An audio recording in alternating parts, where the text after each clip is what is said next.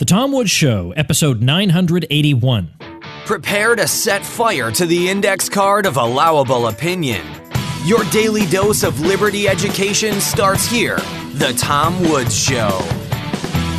Folks, we are coming down to the wire on the libertarian event of the year, the Contra Cruise. Join Bob Murphy and me for a week at sea that you will never forget. Hilarity and fun and lots of libertarian friends. Also special guests Scott Horton, Dave Smith, and Michael Bolden. It is going to be a ton of fun. Join us at contracruise.com. Hello, everybody. Tom Woods here. Scott Horton returns to the show after an unfortunately long absence, and that is entirely my fault. But given that the president just gave an address with regard to the future of American policy in Afghanistan last night, well, who better to analyze that for us and to talk to us about the background of the Afghanistan war than Scott Horton. And as a matter of fact, it's a particularly opportune moment because Scott is the author of a brand new book called Fool's Errand: Time to End the War in Afghanistan. Scott Horton is managing director of the Libertarian Institute at libertarianinstitute.org and the host of Anti-War Radio for 90.7 FM KPFK in Los Angeles and 88.3 FM KUCR in Riverside, California. He's also the host of the Scott Horton Show podcast over at scotthorton.org and the opinion editor of antiwar.com. Scott, welcome back to the show. It's been too long. Thanks, Tom. All right. I am really, really happy to be talking about your book, Fool's Errand, that I just introduced the show with. And in a way, in a macabre sort of way, Donald Trump just handed you a gift in terms of book publicity by giving a speech on the very topic of your book and by not listening to you. Right. So, I mean, of course, we would have preferred that he listened to you for the sake of decency and human life and everything, but he didn't listen to you, and now you have an opportunity to teach the American public about something they know very little about. I think we'll get to what the president had to say a little bit later. I want to start with some background. What most people remember is 9/11 occurred, and the story they have heard is 9/11 occurred. It had no backstory. It just occurred for no reason, and the guy, the ringleader of it, was in Afghanistan being given sanctuary there, and therefore when the regime refused to hand him over on command, well, we had no choice but to go in there and wage war because that country had become a sanctuary. It was a failed state, which made it a sanctuary for terrorists, and we had to go clear those terrorists out. So even if the war has dragged on a bit too long and hasn't turned out the way we wanted, the intentions of it were noble. What do you say to that, which I think is what most people think? Well, you know, in my book, I argue that George Bush absolutely could have negotiated. He could have treated this as a law enforcement problem, and he could have made a deal with the Taliban to turn over al-Qaeda. But he didn't want that. He wanted war. The American people wanted war. And so instead, they just basically ignored the Taliban's very reasonable conditions that they had at first, and they ignored them when they finally dropped every last condition. They were ready to turn over bin Laden, Zawahiri, and their closest associates to any third country, which could have been Canada, for crying out loud, could have been any American-friendly nation that would immediately extradite them to the United States, and the whole thing would have been over. And they've argued, and in fact, when you look at when they launched the war, as I argue in the book, they spent 2.5 months messing around fighting against the Taliban in the far northwest of the country, when al-Qaeda, this small group of only 300 or 400 guys, maybe 400 or 500 guys, close to Osama bin Laden, were getting away. They were in the far east of the country and on their way toward Pakistan. And the U.S., George Bush and Tommy Franks, Donald Rumsfeld, and the CIA, I guess, tried. But the armed services and the White House refused to give them what they needed to actually kill those al-Qaeda guys. So they escaped. They got away. And then the Americans were standing there looking for somebody to fight. The Taliban actually withdrew from the cities and acquiesced. And when America installed the new government there, the new sock puppet leader was a Pashtun, the Taliban's same ethnicity, from down in Kandahar, in the center of their power. And he wasn't perfect from their point of view, but they recognized him as Islamic and legitimate, and they accepted the Taliban accepted the rule of the new government. It was only that the Americans used the escape of bin Laden and the threat that he could ever come back, or any of his associates could ever come back, as the basis for this safe haven myth that says, in essence, we can never leave. Because what if an Arab ever showed up in Afghanistan again? Then they would have, I guess, a magic portal to Boston Logan Airport, and they would be able to crash another plane into our buildings. When in fact, Afghanistan never really was so much of a safe haven. I mean, it's true that bin Laden and his people hid out there with the Taliban before, but the 9/11 attack was not waged from Afghanistan. The 9/11 attack was planned in Kuala Lumpur, Malaysia, and in Madrid, Spain, and in Hollywood, Florida, and San Diego, California, in Laurel, Maryland, and they had to hijack our planes to crash them in anything. They have no force whatsoever to attack us with. And the whole thing, from the beginning, the safe haven myth was just that. It's just a myth that somehow Afghanistan is automatically access and an easy way, from there, it's an easy way to attack the United States, when in fact, Afghanistan is exile. It's the furthest away you could ever get from anywhere. And in fact, because of George W. Bush and Barack Obama's policies these last 16 years, they have safe havens all over the Levant and Mesopotamia, North Africa, and Arabia, and Afghanistan is the least of our worries as far as that goes. There are now tens of thousands of bin Ladenites all across the Middle East. Have the stated aims of the war in Afghanistan changed over time?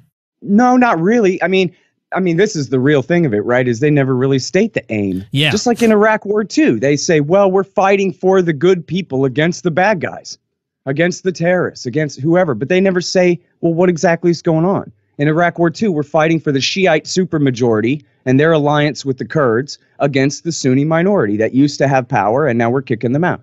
Okay, that's a simple enough narrative. In Afghanistan, we're fighting to foist a minority government and army onto the plurality population of the country. The Tajiks and the Hazaras and the Uzbeks up in the north of the country are each small minorities, and they work together in this coalition.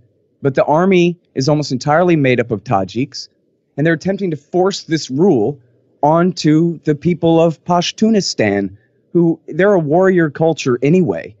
And they live in, for people who aren't familiar, I guess everyone should know this, but the country's the size of Texas, which is huge, by the way, in case you're not too familiar with Texas in real life, just seeing on a map. Texas is to drive from the center of Texas to El Paso is halfway to Los Angeles. From the center of Texas to El Paso is halfway to the Pacific Ocean. Okay, that's how big Texas is. That's how big Afghanistan is. It's got mountains like Colorado and deserts like California, and it's got an armed to the teeth warrior population that absolutely refuses to give in and refuses to negotiate. That's the end of that. War's already lost. So was there any way, I was about to say, was there any way that if the foreign policy establishment had known what it was doing, that they could have been successful? But again, being successful means you have to have some clear statement of what it is you're trying to do. So I think now it might be a good time to talk about what the president had to say, because your book brings the story all the way up through 2017. And then we got this statement, or this address from the president the other night, and he says that his initial instinct was to withdraw. But Woods's law, you have Horton's law. One of my Woods's laws is no matter which candidate you vote for, you always wind up with John McCain. Yeah, exactly. And that seems to be the case here, because you even acknowledge, and you were no Trump fan by any means, but you acknowledge in the book that there were some things that Trump said that might give somebody some hope, although you acknowledge that also in the book that he said, but Afghanistan, that's where we got to stay.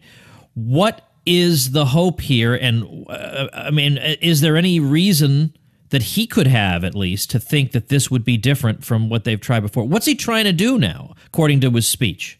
I mean, honestly, it just sounds to me like Lyndon Johnson. I'm not going to lose this war. Just like Barack Obama. I'm not going to be the one who loses it, so I'll just pass it on to the next guy. And that's the thing. They can't win it, but they can't. The Taliban doesn't really have the strength to force the Americans out either. So both sides can just keep fighting forever. And I think the politics of it are pretty obvious, right? Barack Obama pulled out of Iraq and he surged and then more or less pulled out of Afghanistan. He only left 10,000 troops there. And then ISIS. So if you're especially on the right, or if you're a Democrat, participant in the exercise of this power, that's kind of all you need to know. Withdrawal leads to ISIS. And the politics of that means that if Trump got out of Afghanistan, then anything that happens bad there from now on will be his fault. And so the politics of it, why sacrifice that? Why lose all that political capital when instead all you have to do is stay and fight a war that you can't really lose or win?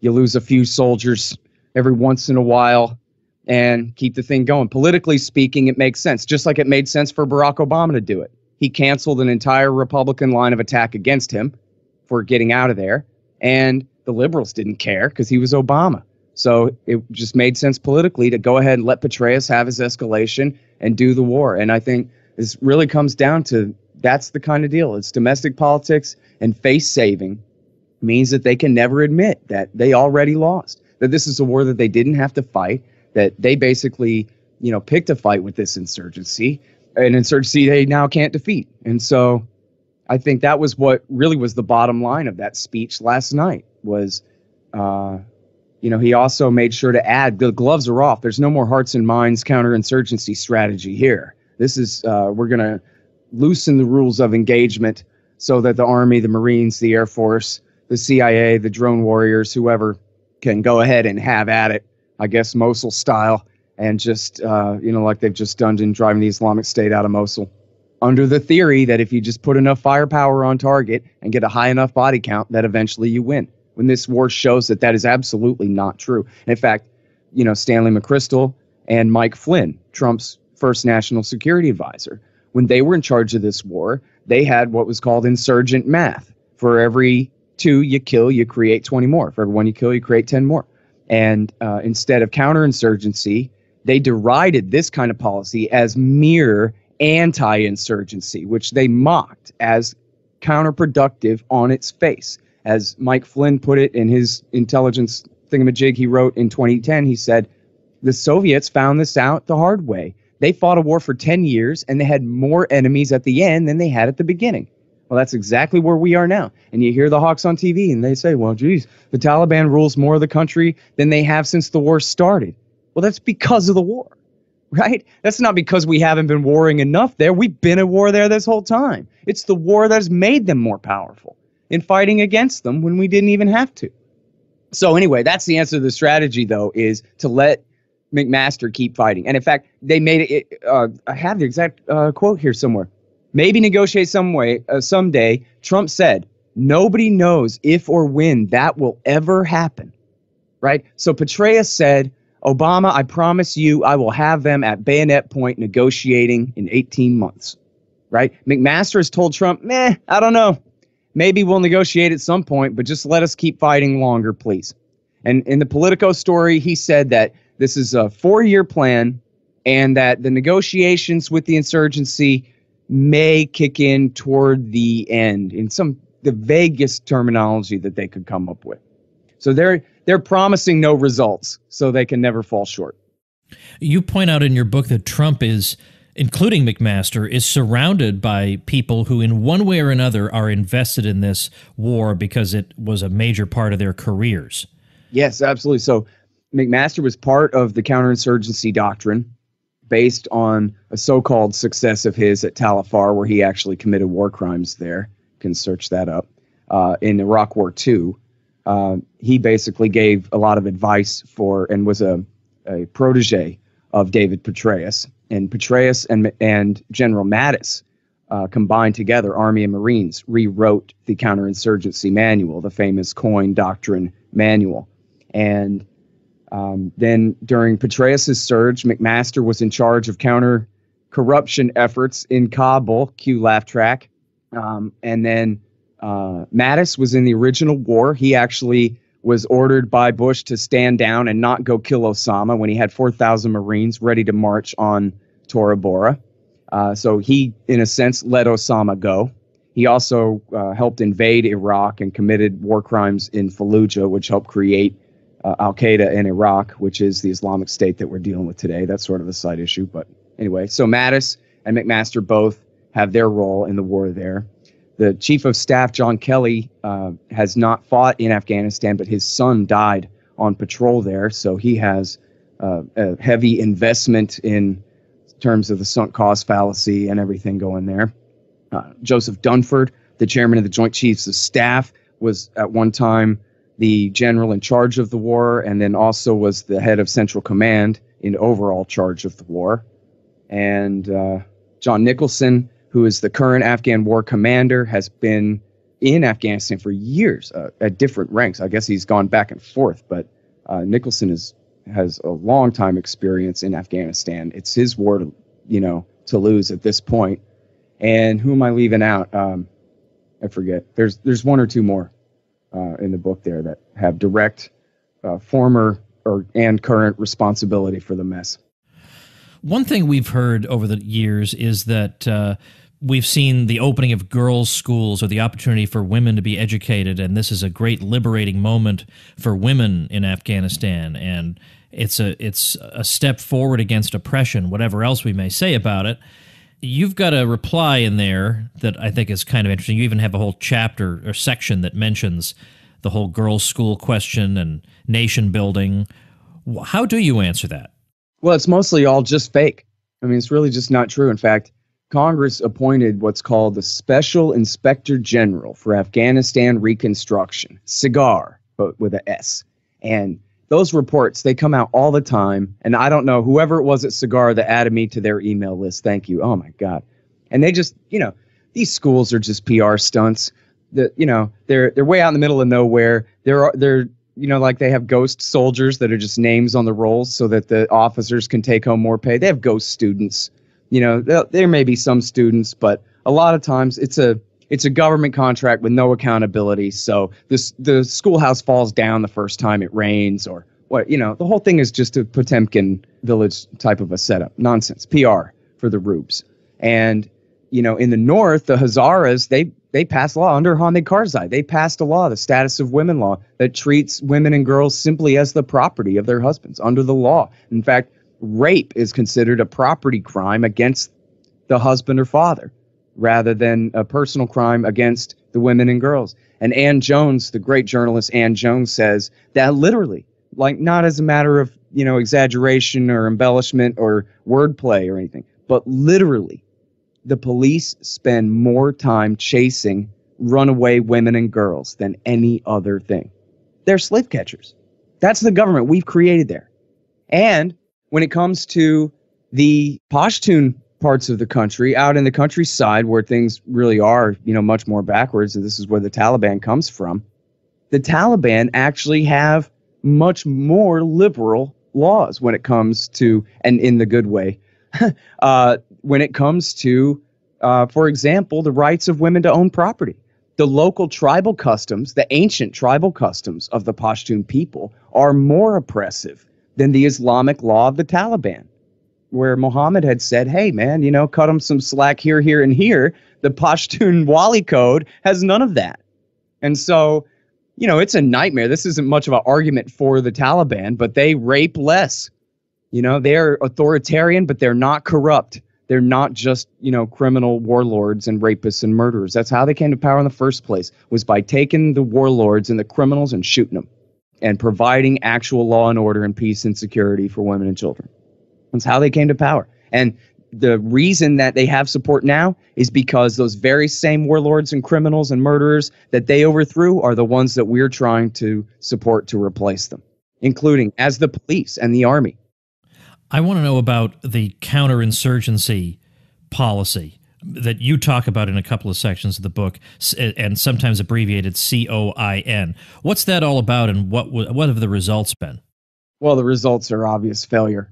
The doctrine is, it's one of those things where you can find an isolated example and then pretend that you believe that this can really be replicated and scaled up. So take a town, like Tal Afar in Iraq. Right? So this is a town that was, I don't know predominantly, but a huge part of it, they were Turkmen, which meant they were a little bit different ethnicity. They were kind of outsiders when it came to dealing with the Sunni Arabs and the Shia and the Kurds and everybody else anyway. They weren't really tied in with the Sunni-based insurgency. They had no power of their own to wage an insurgency of their own.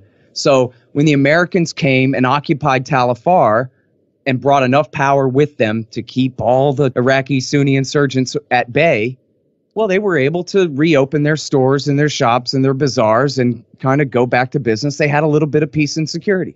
So then you're supposed to just let your imagination run wild and say, see, so it's perfectly reasonable and acceptable then to think that as long as we send in enough GIs to stand around and be security guards and local cops and protect the local population of wherever we are, that we can separate that local population from their own husbands and brothers who are the insurgency, who are fighting against us. So whether we're talking about in Iraq among the Sunni jihadists or the Sunni-based insurgency, which included jihadists, or whether we're talking about the Pashtun tribesmen of Afghanistan, the idea is that these mostly white, black, and Mexican and Christian North Americans are going to come heavily armed as any military has ever been and occupy this land and do such a good job providing peace and security and developing a new state and a new economy and providing a government in a box full of these brilliant technocrats, just like those that run the power utility in your local town. And they're just going to come and make everything fine. And then the people will prefer foreign occupation to the Taliban, to the insurgency, when in fact the insurgency is of them and our guys are from far, far away. And it's ridiculous on its face. Imagine whichever town you live in.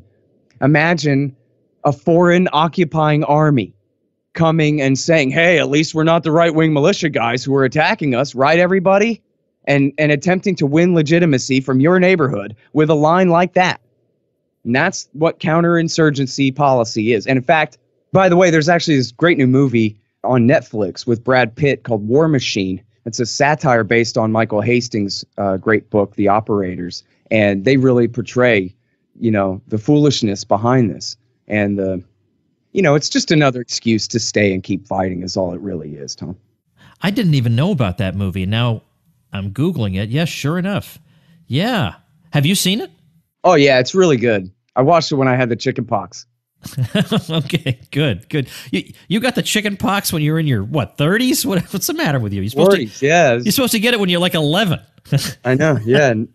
Are you really in your 40s? Yeah, I'm 41 now. Jeez, Scott, what's happening to us, man? We're wasting away. I know. My hairline's starting to look like yours, too. It's no good. Oh, that's a terrible thing to say. All right, let's carry on here. All right. First of all, I like a detailed table of contents, by the way. I don't like just chapter 1, chapter 2. I like that you've got all the subheadings in it. So you look at this, you instantly say, I need this book, I've got to read it. But what would you say of all the stuff you know about the war in Afghanistan you wish more Americans knew? I guess I would go back to the thing about who's fighting on whose side here. They never admit we're trying to take an army that's made up from about 10% of the population, and we're trying to foist it on an ethnic group that's 40%. And that just isn't going to work. That's it. It's as simple as that. It can't. And if they ever admitted that, then the game would be up. And instead they just say, well, it's the good guys versus the bad guys, the people versus the terrorists, and we're on the side of the people. And so, to me, that's the bottom line. For all the PR I'm going to try to get done, interviews and talks and whatever that I'm going to be getting done for promoting this book, I guess that's basically my bottom line. Is that, and even compare it to Iraq War II. In Iraq War II, it took 8 years. But America was eventually able to successfully help the Shiite Arab supermajority kick all the Sunnis out of Baghdad and create their new Iraqi Shiistan allied with Iran. So at least there was sort of an endpoint there. And it ended up leading to the rise of Islamic State in the predominantly Sunni areas. But in terms of creating a government in Baghdad that could last, they did. But they were fighting for the super majority population of the country, 60-something%. We are fighting to foist a 10% minority onto a 40% plurality. Okay? So, shrug. That's it. Hands up in the upturned shrug motion, and then I win the argument, right?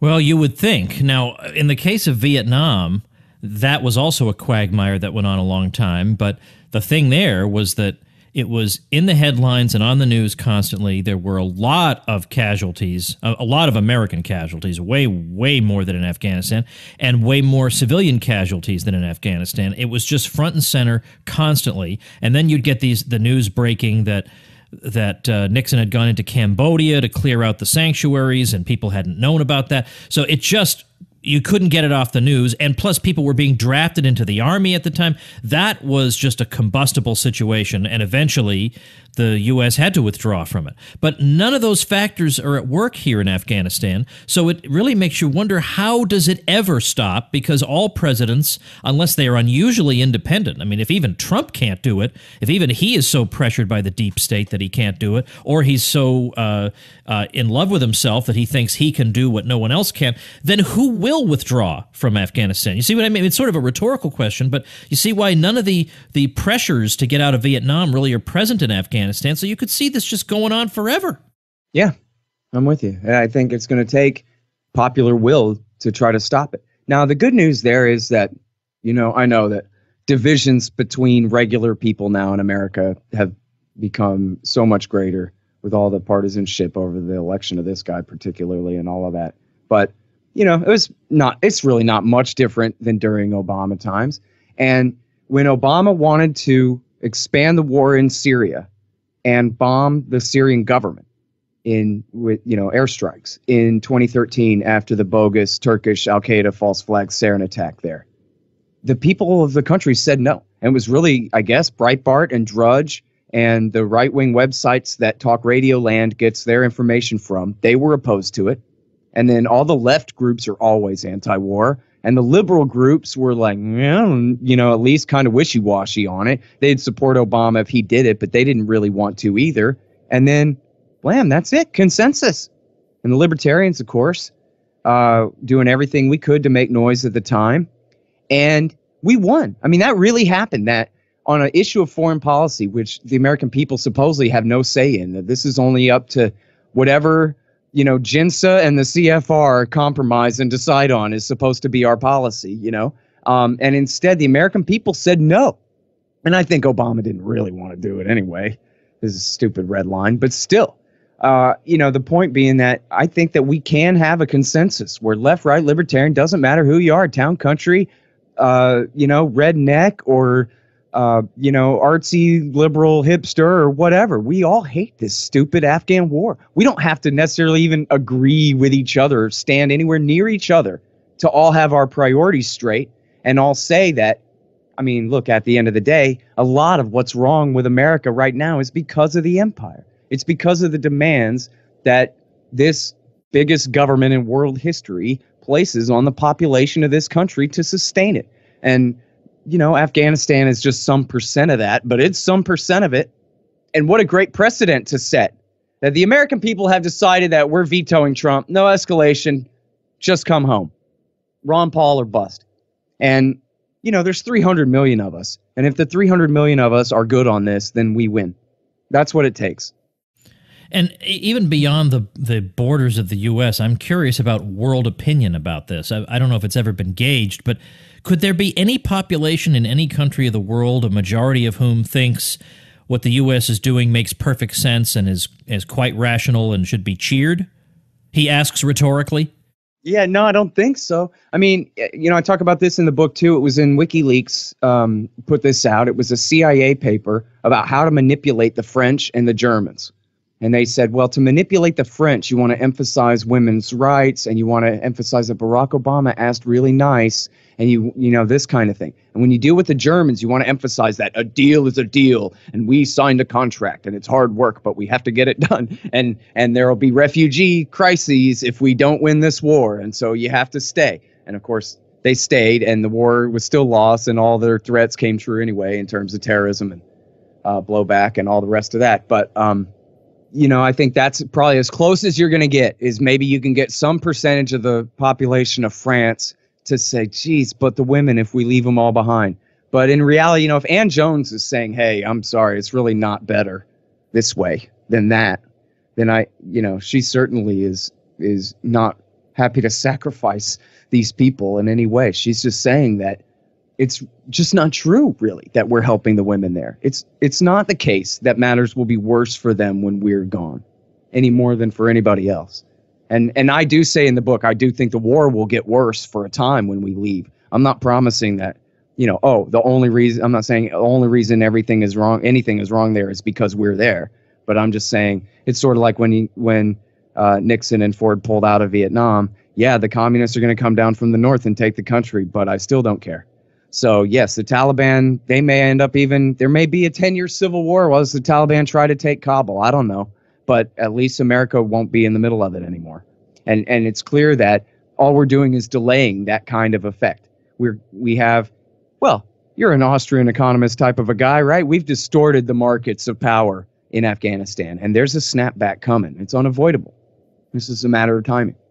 Scott, I know this isn't the kind of point that most interviewers make, but I just can't help pointing out you've got a heck of a lot of really, really top-notch blurbs from some really prominent people for this book. Well, thanks, including from you. Appreciate it. Well, yeah, but I mean, like, I'm not even saying this as false modesty. I'm the bum of the group. When you look at who some of these people are, this is amazing. I mean, you lead off with Daniel Ellsberg, for example, Daniel Ellsberg, then Ron Paul, then Patrick Coburn.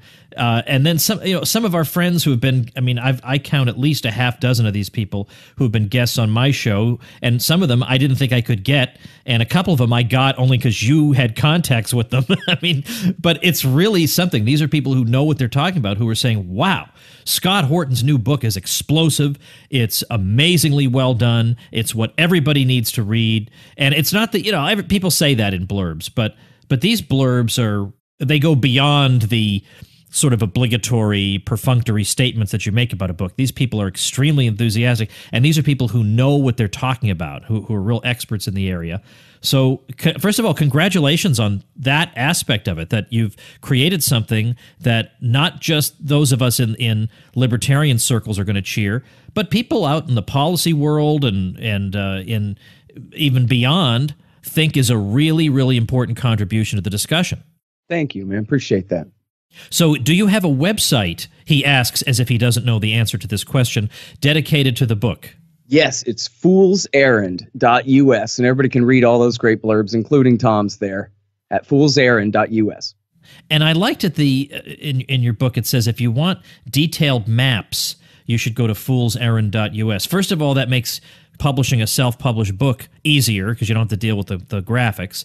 Secondly, it gets people to your site. That's beautiful. And maybe they'll order a copy for their friends while they're there.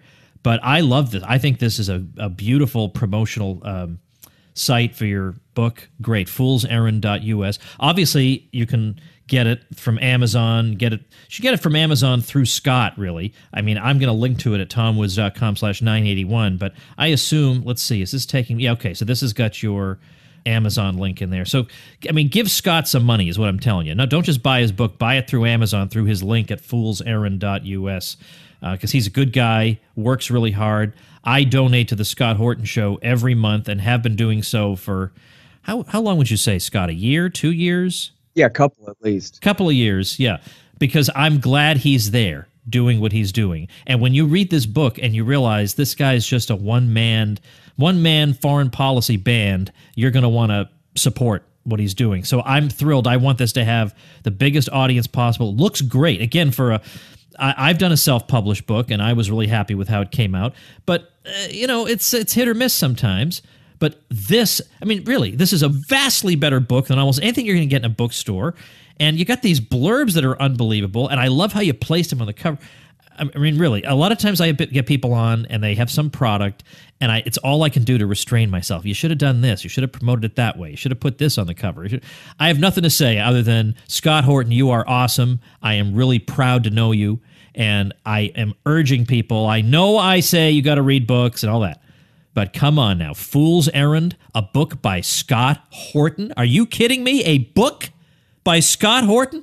It's Fool's Errand, Time to End the War in Afghanistan. Check it out at foolserrand.us. And Scott, best of luck. And, let's hope we don't have to talk about this anymore because everybody listened to your advice. Thanks, Tom. Appreciate it a lot.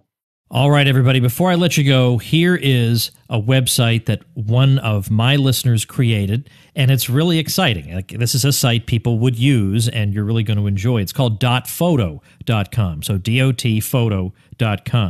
You can, among many other things, make a custom greeting card with your own signature, including postage, without ever leaving your desk for $1.99. You can get 8-cent prints with free shipping on orders of $10 or more, unlimited storage, free editing tools, wholesale prices on mugs, metal prints, frames, and every kind of gift with free shipping. You can print pictures from Snapchat, share files as you would in Dropbox. You can upload huge images of up to 36 megapixels and 20 megabytes each. You can even sell your pictures and make money. Amateurs, pros, schools, and newspapers sell their photos on .photo. There are many, many benefits to it, and for those of you who like pictures, which is everybody on Earth, you will enjoy using it. So check it out at .photo.com, dotphoto.com, and of course you get a shout out like this if you use my link when you get your web hosting. I'll get you some nice traffic, and I'll let you into my secret private bloggers group on Facebook and lots of other great goodies for free. All you got to do is use my link. You get the details on how to do that at tomwoods.com/publicity. See you tomorrow. Become a smarter libertarian in just 30 minutes a day. Visit tomwoods.com to subscribe to the show for free, and we'll see you next time.